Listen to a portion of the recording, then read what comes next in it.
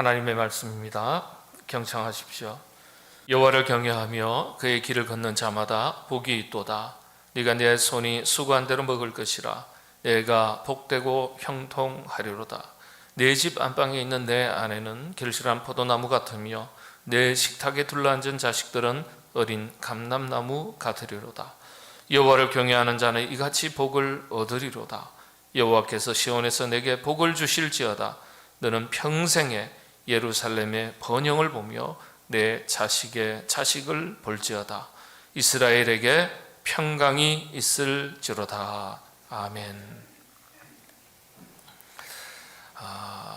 유대교에 아주 뛰어난 사상가 한 분이 있습니다. 마틴 부버라는 분입니다. 혹시 아시는 분이 계실런지 모르겠습니다만은 뛰어난 이 시대, 물론 고인이 되셨습니다만은 유대교뿐만 아니라 유대교의 사상가지만은 신학계에서도 기독교에서도 이 목회자들에게 굉장히 유명한 분으로 알려져 있습니다.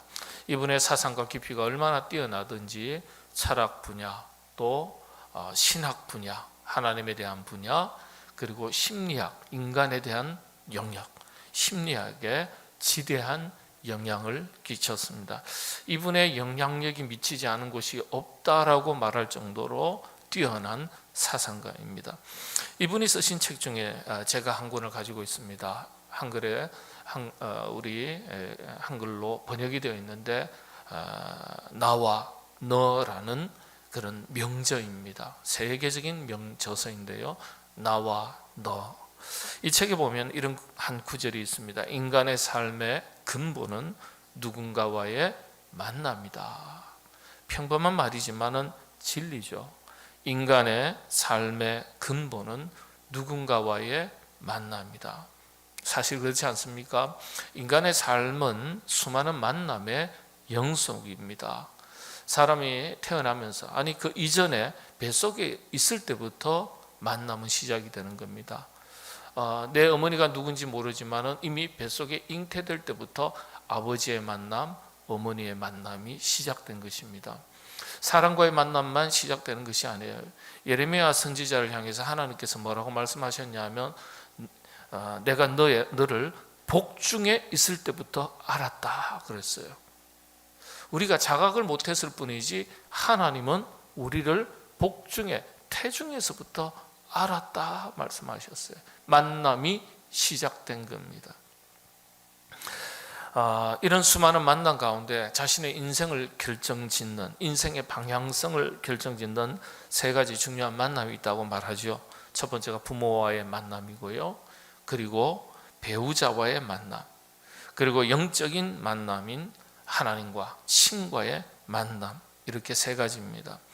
이 외에도 우리 자신의 인생에 영향을 줄 수 있는, 많은 크고 작은 영향을 줄 수 있는 수많은 만남들이 있습니다. 좋은 스승과의 만남이 있고요, 친구와의 만남이 있고, 또 좋은 교회와의 만남이 있죠. 좋은 교회와의 만남이라는 것은 성도와의 만남도 포함되는 것입니다.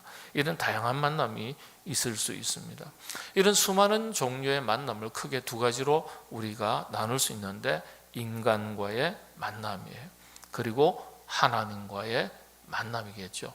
철학에서는 사물과의 만남 이렇게 얘기합니다. 대상과의 만남이라고 얘기하고요. 심리학에서는 대상 그러면은 하나님도 있고 사람도 있고, 여기는 반려묘도 있고 반려가족도 있고, 하나님과의 만남, 사람과의 만남, 대상과의 만남, 나 아닌 타자를 대상이라고 해서 대상과의 만남이라고 말합니다.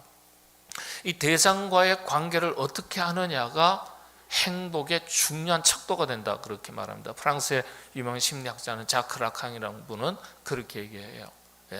대상과의 만남이 건강해야 우리가 건강하고 행복해질 수 있다 그렇게 얘기합니다. 자, 그런데 어쨌든 간에 대상과의 만남을 다시 나눠서 말씀을 드린다면, 조금 더 구체적으로 말씀드리면 사람과의 만남과 하나님과의 만남이죠. 사람은 좋은 만남을 통해서 행복을 경험합니다. 사람과 사람 사이의 만남도 물론이지만은 하나님과의 만남 더더욱 그렇습니다. 사람은 불완전한 존재고 가변적인 존재입니다. 다시 말씀은 언제든지 바뀔 수 있는 존재라는 거예요. 그래서 그렇게 좋았던 친구도요, 어느 순간에 보면 왼수가 되어 있는 경우가 있죠.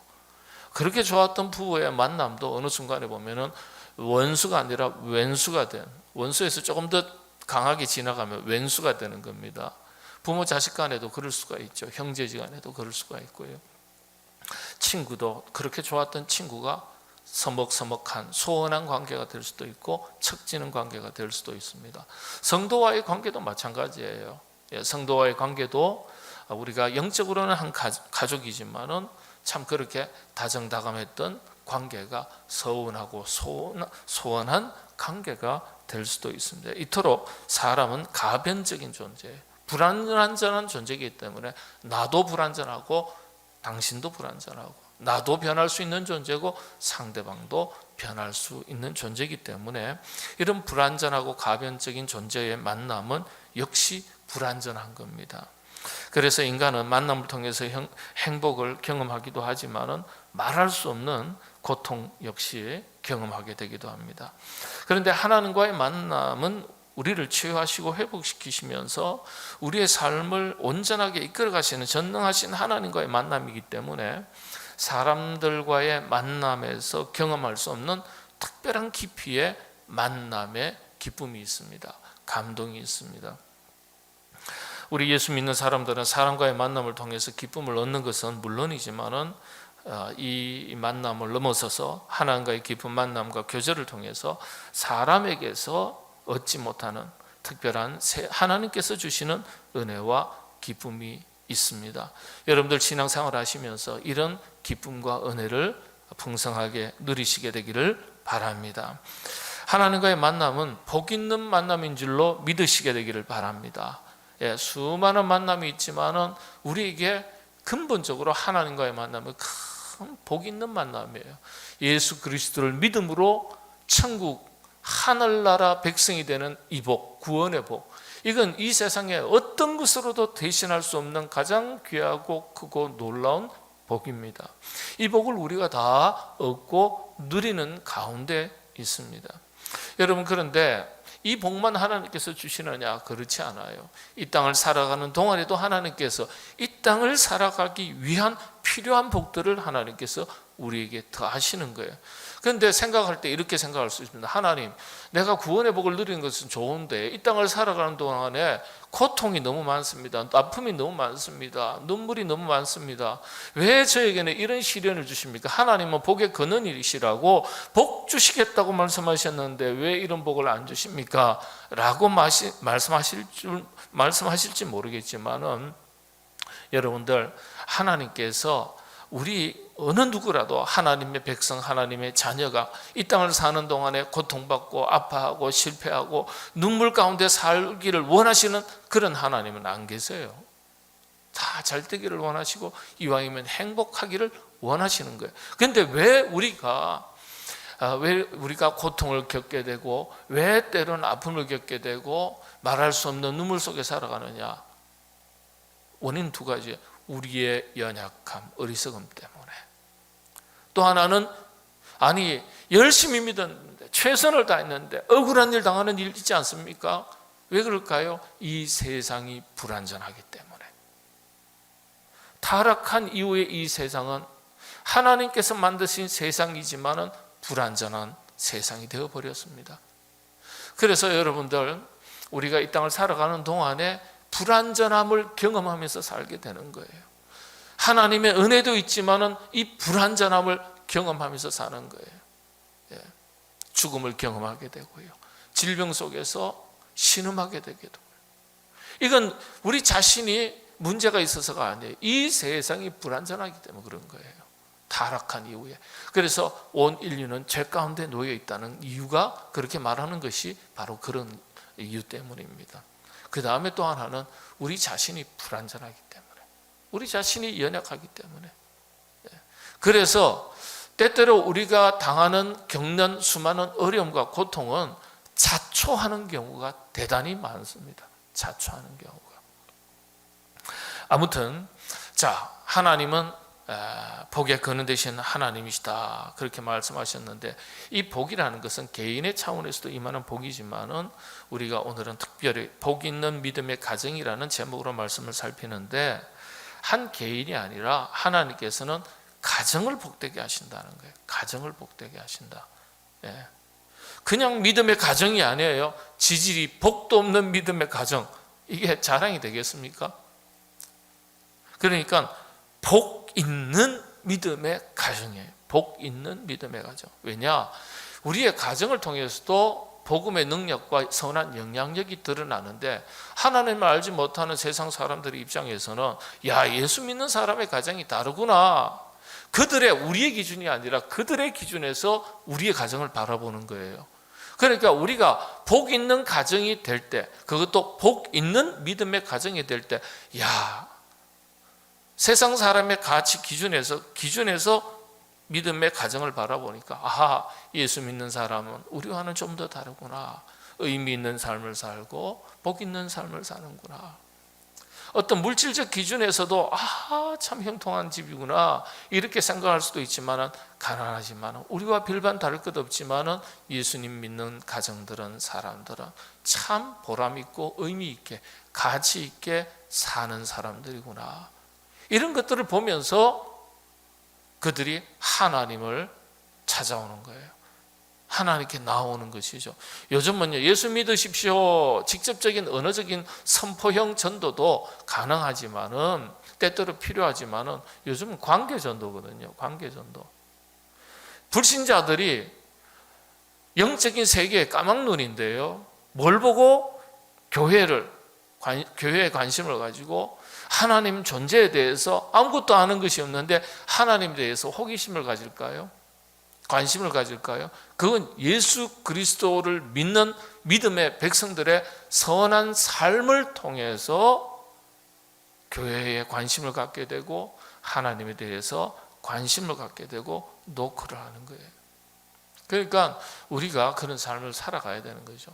이처럼 가정도 마찬가지입니다. 자, 성경에서 복을 이야기할 때 두 종류의 복으로 또 나눌 수 있습니다. 만남은 우리가 하나님과의 만남, 사람과의 만남이라고 했는데, 복을 이야기할 때는요, 땅에 속한 현실적인 우리 육신의 삶에 필요한 복을 말하는 것이죠. 땅에 속한 복. 그리고 두 번째는 하늘에 속한 복. 이건 영적인 세계를 말하는 겁니다. 성경은 복을 설명할 때 조금 더 세부적으로 설명할 때 네 가지로 설명합니다. 이걸 구약 성경에서 말하는 4대 축복이라고 그렇게 이야기합니다. 첫 번째는 건강의 복입니다. 오늘 말씀에도 다 나와 있어요. 네, 여기에 보면은 너는 평생에 예루살렘의 번영을 보며 6절 마지막 절에 보면은 내 자식의 자식을 볼지어다 그랬습니다. 이게 뭘 말하는 건가요? 건강의 복을 말하는 거예요. 내 자식의 자식을 본다. 여러분들 건강해야 자식의 자식을 보고 그 자식의 그 자식을 보고 그 자식의 그 자식의 그 자식을 보고, 좀 어감이 좀 이상하네요. 그 자녀의 자녀를 보고 그 자녀의 자녀의 자녀를 보고 이래야 되는데, 자식 그러면은 이게 그래서 이 톤이라든지 그 상황에 따라서 언어적인 느낌이 상당히 다르죠. 내 자식의 자식을 볼지어다 그랬는데, 이건 건강, 장소의 복을 말합니다. 두 번째 보면은, 여러분 여기 보면은 내가 내 손이 수고한 대로 먹을 것이라 그랬습니다. 내가 내 손이 수고한 대로 먹을 것이다. 그러니까 여러분들 땀 흘리고 수고해서 애쓰고 거둔 것을 가지고, 많고 적음을 떠나서 내가 수고하고 애쓴 것을 거두고 먹고 산다는 것, 물질의 복을 얘기하는 거죠. 수고한 대로 거두는 것. 여러분들 땀 흘리고 수고한 만큼만 거둬도 복인 줄로 믿으시게 되기를 바랍니다. 예? 여러분들, 우리 사람은 욕심이 많아가지고요, 수고는 요만큼 하고 거두는 건 이만큼 거두고 싶어요. 근데 다 그렇게 됩니까? 내가 이렇게 수고하고 이렇게 땀 흘렸는데 수고하고 땀 흘린 만큼 거두지 못하고 오히려 잃어버릴 때도 많아요. 그래서 여러분들, 우리가 수고하고 애쓴 것만큼만 거둬도 복인 줄로 믿으시게 되기를 바랍니다. 예? 그래서 장수의 건강의 복, 물질의 복. 그 다음에 보면은 또 무슨 복이 있습니까? 3절에 보면은 내 집 안방에 있는 내 아내는 결실한 포도나무 같다. 내 식탁에 둘러앉은 자식들은 어린 감람나무 같으리로다. 이 가정의 화목함을 이야기하죠. 식탁에 함께 둘러앉았다는 거예요. 그 식구를 말합니다. 식구는 가족이에요. 가족. 예. 먹을 식자, 이 부자가 식구예요. 같이 먹는다는 거예요. 옛날에 그래서 먹고 입고 살기 어려울 때는 입 하나 들었네 그랬어요. 입 하나 들었다 그런 표현을 씁니다. 오늘 보면은 서로가 바라볼 때, 아내를 바라볼 때 아이고 이 마누라 옆였네 이렇게 보이는 게 아니라 결실한 포도나무처럼 보인다는 거예요. 결실한 포도나무, 풍성함을 이야기합니다. 볼 때 기쁨과 즐거움을 얘기하는 거예요.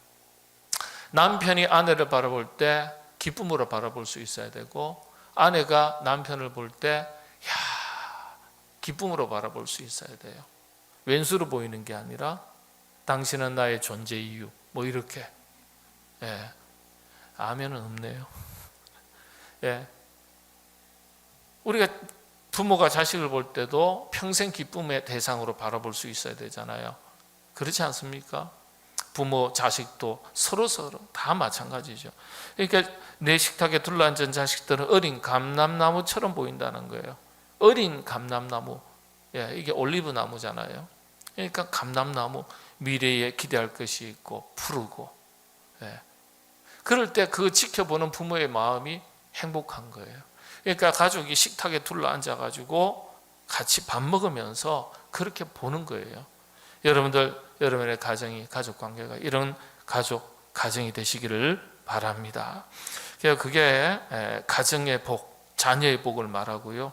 그리고 마지막으로 믿음의 복이죠. 믿음의 복. 그건 여호와를 경외하며 그의 길을 걷는 자마다 복이 있도다 그랬습니다. 여호와를 경외하는 복, 믿음의 복이죠. 그래서 이걸 4대 축복이라고 말하는데요. 4가지 중에 3가지는 땅에 속한 복입니다. 이 물질의 복, 그리고 건강의 복, 가정, 자녀의 복을 말하죠. 그 나머지 1가지 믿음의 복은 하늘에 속한 복입니다. 신약 성경은, 구약 성경은 이렇게 땅에 속한 복을 먼저 앞세우는 경우가 많아요. 왜냐? 우리 인간이 연약하기 때문에 현실적인 복에 민감하기 때문에 구약 성경에서는 그렇게 설명을 합니다. 그런데 신약 성경으로 넘어오면요, 완전히 차원이 좀 달라집니다. 신약 성경은 땅에 속한 복을 강조하기보다는 오히려 믿음의 복, 믿음을 가진 사람으로 산다는 것 자체가 영광스러운 것이고, 복음의 사명을 가지고 하늘의 뜻을 이루기 위해서 십자가를 지는 것이 복이라고 가르치고 있습니다. 세상 사람들에게 십자가 지는 것을 복이라고 그렇게 이야기한들 세상 사람들이 그걸 복이라고 말하겠습니까? 그런데 신약 성경으로 넘어오면서 예수님께서는 복음의 사명을 위해서, 하늘의 뜻을 이루기 위해서 십자가를 지는 것이 복이다 이렇게 가르쳐 주시는 거예요. 우리는 사람의 마음으로는요, 그런 말씀을 딱 떼어버리고 구약으로만 믿고 싶어요. 그렇죠? 십자가는 가능한 안 지고 싶어요. 그래서 믿음의 복을 얘기하면서도 십자가의 고난을 신약 성경은 끊임없이 반복해서 예수님께서 설명을 하십니다. 복음을 위하여 고난을 받는 것조차도 내게 유익이라 사도 바울이 그렇게 서신서에서 초대교회 성도들에게 가르치고 있습니다. 복음을 위하여 고난을 받는 것이 내게 유익이다. 자, 복음서에서 예수님께서 가르쳐 주신 축복에 대한 4가지 기준을 조금 더 설명을 드리겠습니다. 특별히 신약 성경에서 복의 개념, 관점을 완전히 예수님께서 바꾸셨는데, 이 4가지 기준으로 이것이 복되도다 이렇게 말씀하셨어요. 자, 우리는 건강하면 복이라고 했고, 물질, 사업이 잘 되면 복이라고 했고, 자식 잘 되면, 자식 농사 잘 지으면, 가정이 행복하면 그게 복이라고 했습니다. 그런데 예수님께서는 완전히 바꾸시는 거예요. 첫 번째가 예수 그리스도를 아는 것이 만복의 근원이다. 이렇게 가르쳐 주셨어요. 마태복음 16장 15절에서 17절에 보면 예수님과 베드로 사이에 대화가 있습니다. 이르시되 너희는 나를 누구라 하느냐 이렇게 물으셨어요. 그래서 베드로가 대답을 합니다. 주는 그리스도시요 살아계신 하나님의 아들이십니다. 이렇게 대답을 하니까 그때 예수님께서 기가 막힌 말씀하셨어요. 예수께서 대답하여 이르시되 바요나 시몬아 네가 복이 있다. 복이 있다. 이를 내게 알게 하는 이는 혈육이 아니로 하늘에 계신 내 아버지시니라. 여러분, 잘 사는 사람, 건강한 사람 보고서 야, 복 받았네 이렇게 사람들이 말하지 않습니까? 예수님은 그렇게 말한 적이 한 번도 없습니다. 참 신기해요. 여러분, 오늘 가셔가지고 이제 제가 이제 열왕기 상하에 엘리사 이야기를 끝으로 구약은 좀 잠깐 쉬고요. 너무 긴 세월 10년 동안 구약 성경만 강의를 해가지고 이제 복음서로 좀 넘어가서 예수님 이 사복음서에 대해서 쭉 강의를 하려고 합니다.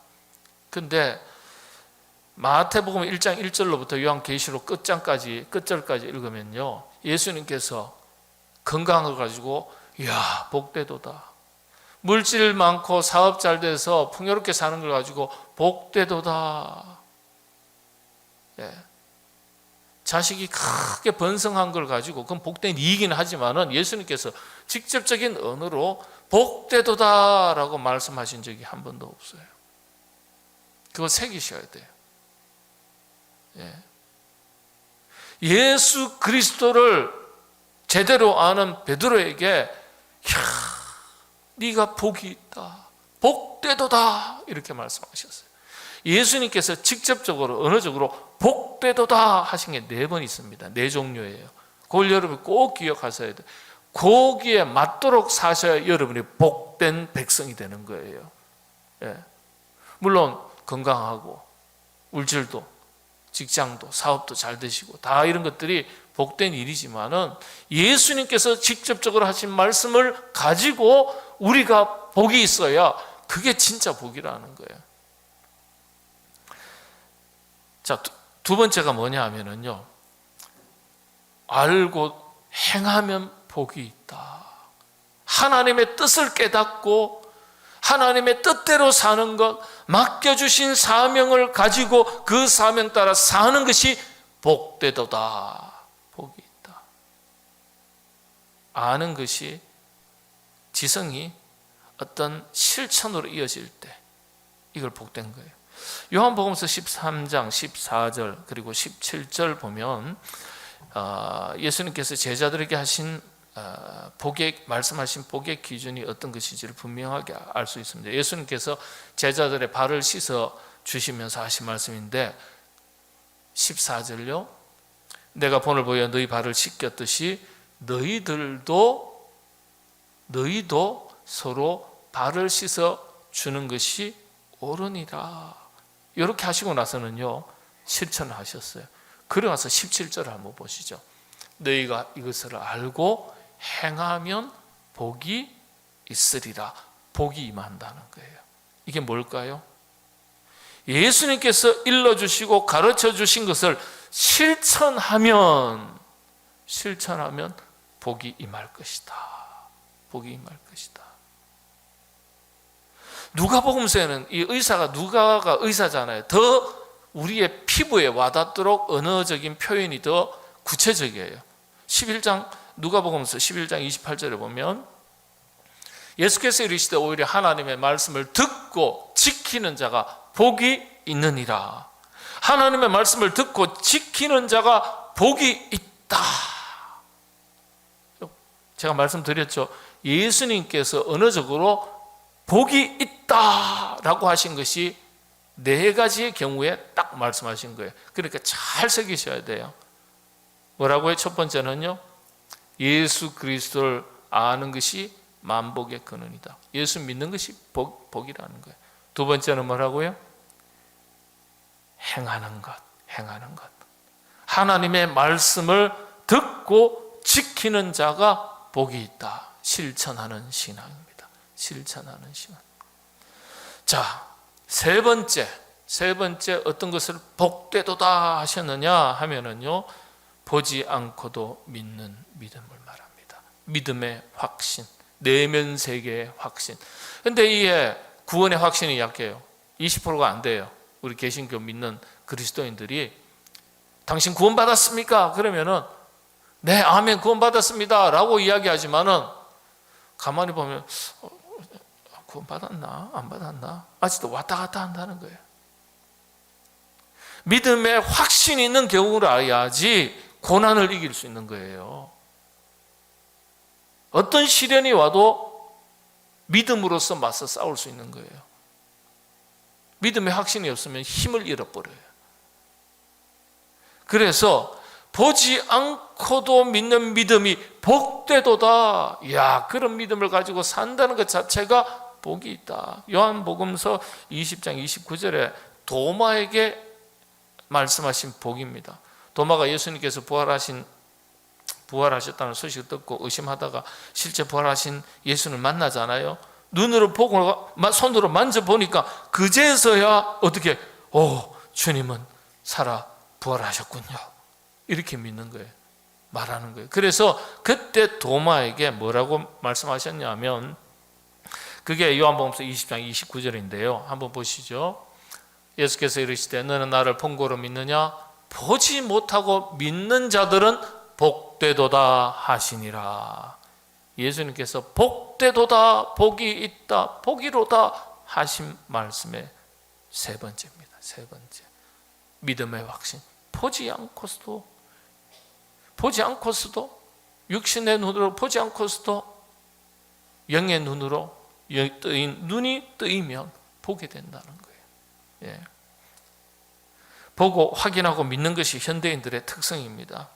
그런 점에서 도마는요, 예수님의 제자는요, 현대인들의 심성과 꼭 닮은 제자입니다.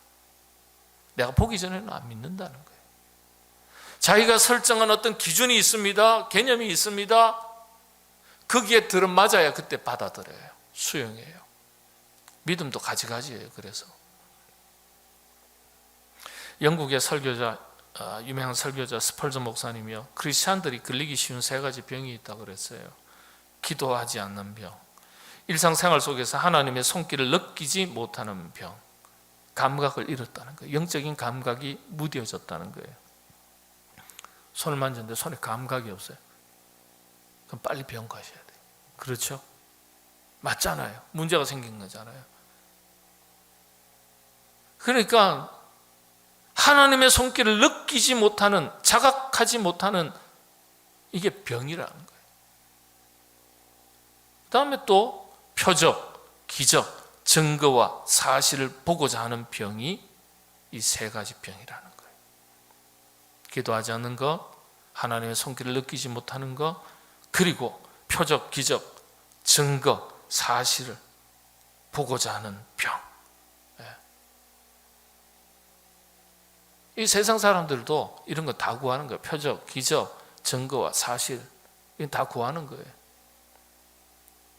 그런데 예수님을 보지 않고 믿을 수 있는 자들이 복이 있다, 이렇게 말씀해 주셨습니다. 여러분들 하나님 말씀 한마디만 하셔도 충분한 줄 아시고 믿음의 확신 가운데 거하시는 여러분 되시기를 바랍니다. 네 번째 예수님께서 복이 있다 하신 말씀이 어떤 거냐면, 주는 자가 받는 자보다 복이 있다. 섬기고 나누고 베푸는 것이 복이 있다 그랬어요. 그래서 현대 그리스도인들이 꼭 기억하셔야 될 게, 인색하면 안 돼요. 인색하면 잘못 믿는 거예요. 여러분들, 베푸는 자가, 섬기는 자가, 구워주는 자가 복이 있다 그랬어요. 예수님의 말씀입니다. 누가복음서 6장 산상수훈이 아니라 누가복음 6장은 평지수훈이죠. 그렇게 말합니다. 그때 복을 가르쳐 주셨는데 누가복음 6장 35절에서 38절에 보면 오직 너희는 원수를 사랑하고 선하게 대하고 아무것도 바르지 말고 구워주라. 그리하면 너희 상이 클 것이요 또 지극히 높으신 이의 아들이 되리니 그는 은혜를 모르는 자와 악한 자에게도 인자하느니라. 자, 그 다음에 너희 아버지의 자비로우신것 같이 너희도 자비로운 자가 되라. 비판하지 말고, 그죠? 정죄하지 말고 용서해 주라. 그 다음에요, 주라. 그리하면 너에게 줄 것이니. 주라. 우리가 주면 누가 우리의 빈자를 채우신다는 뜻이에요? 하나님이 우리에게 채우신다는 거예요. 그런데 하나님께서 내가 베풀고 나눠주고 구워주고 헌신하면, 드리고 나면 내 것이 없어지고 안 채워질 것 같으니까 어떻게 해요? 주님의 말씀을 못 믿는 거예요. 38절 그대로 다시 띄우세요. 못 믿는 거예요. 주라. 그리하면 너에게 줄 것이니 하나님께서 너에게 주시겠다는 거예요. 곧 후이되어 누르고 흔들어 넘치도록 하여 너희에게 안겨주리라. 너희가 헤아리는 그 헤아림으로 너희도 헤아림을 도로 받을 것이니라. 여러분, 교회에서는요, 헌신을 계속 가르칩니다. 헌신이 과하다고요? 천만의 말씀요. 목숨 내놓으라고 말씀 안 하는 것을 여러분 다행으로 여기십시오. 그런 시대를 만나지 않은 것을 다행으로 여기십시오. 맞지 않습니까? 시간 좀 내세요. 물질 좀 내세요. 시대가 어려워가지고 목숨을 내어놓아야 할 그런 시대 속에서 살아가지 않는 것을 하나님께 감사하시게 되기를 바랍니다. 우리의 믿음의 선조들은 목숨을 내어놓고 신앙을 지켰어요. 그런데 우리는 조금만 헌신을 요구하면요, 부담이 되는 것 같습니다. 부담이 되는 게 아니라 믿음이 없어서 그래요. 주라. 그리하면 흔들어 넘치도록 너에게 주리라, 안겨주리라 하셨는데, 이제 하나님 못 믿겠습니다. 여러분들, 안 주시면 어떻게 해요? 죽어버리면 되는 거예요. 망하면 되는 거예요. 헤르만 헤세가 뭐라고 기도했습니까? 기도라는 시를 여러분 가셔가지고 꼭 찾아서 읽어보십시오. 망하게 하시면, 하나님께서 망하게 하신다면 흔쾌히 망하겠습니다. 이렇게 기도해요. 이야, 멋진 기도입니다. 내가 주를 위해서 살다가 망하게 하신다면, 망하게 된다면 흔쾌히 망하겠습니다. 이 정도 배짱이 좀 있어야 되지 않겠어요? 좀 힘드신가 보다. 안 망하고 다 성공하면 얼마나 좋겠습니까? 그런데 그렇게 되란 말이에요. 예수 믿는 사람은 배짱 가지고 하자는 거예요. 세상 사람들은 그걸 배짱이라고 얘기해요. 우린 뭐 갖고 하는 거예요? 믿음 갖고 하는 거예요. 믿음 갖고. 주라. 그리하면 흔들어 넘치도록 안겨주리라. 여러분, 주님께서 친히 말씀하신 바, 주는 것이, 베푸는 것이, 섬기는 것이, 헌신하는 것이 받는 것보다 복이 있다. 이 말씀을 꼭 기억하시길 바랍니다. 예? 내가 주겠다 그랬어요. 주겠다 그랬어요. 예. 여러분 돌아보십시오. 여러분 인생을 그렇게 힘든 어려운 순간들이 많이 있었어도 어떡할까 다 지나가고 나니까 다 어떡하게 됐네요. 맞잖아요. 다 망해서 죽을 것 같았는데 다 지나오시지 않습니까? 주님의 보이지 않는 손길이 있는 거예요. 특별히 땅에 속한 세 가지 복을 성경이 가르쳐 주면서도 이 모든 복들이 믿음의 복이 전제될 때 우리에게 유익한 것임을 가르쳐 주고 있습니다. 여러분들 항상 복 있는 하나님의 백성으로 살아가시되 건강의 복, 물질의 복, 자녀의 복, 가정의 복 다 주시되 그 중에 으뜸은 여호와를 경외하는 것, 하나님께서 일러주신 말씀을 붙들고 일러주신 대로 사는 것이 우리에게 가장 큰 복이 되는 줄로 믿고 그렇게 살아가시게 되기를 바랍니다. 이 복을 개인에게 명하신 것이 아니라 오늘 시편 128편을 보면 가정이라는 울타리를 통해서 우리에게 보여주시는 거예요. 여러분들의 가정이 그와 같은 가정 다 되시기를 바랍니다. 기도하겠습니다. 하나님, 우리가 복 있는 사람인데 이 땅 살아가는 동안에 믿음의 복된 것을 얻고 누리며 살면서도 주여 세상의 속한 복을 더 귀하게 여기고 우선하고 살아갈 때가 참 많습니다. 믿음이 있는 것 같으나 믿음은 모양뿐이고 경건의 능력을 상실한 채로 살아갈 때가 참 많습니다. 주여, 이 땅 아무리 길어도 100년 인생, 잠시 잠깐 지나가는 인생인 줄을 알고 영원한 하나님 나라 믿음으로 잘 준비하여 제1의 인생도 이 땅에서 복되게 살아갈 뿐만 아니라 영원한 저 천국에서의 제2의 인생 더 멋지게 믿음으로 준비하는 저희 모두가 되게 하여 주옵소서. 이 땅 살아갈 때에도 하나님 필요한 복을 더해 주시겠다 하셨으니 주여, 주님이 가장 복된 분이신 줄로 믿고 주님을 먼저 쫓고 바라보고 일러주신 말씀 가슴에 새겨 바르게 지켜 행하여 주님께서 이 땅 가운데서도 허락하시는 복을 누릴 수 있도록 주의 권속들에게 복의 복을 더하여 주시옵소서. 예수님의 이름으로 기도하옵나이다. 아멘.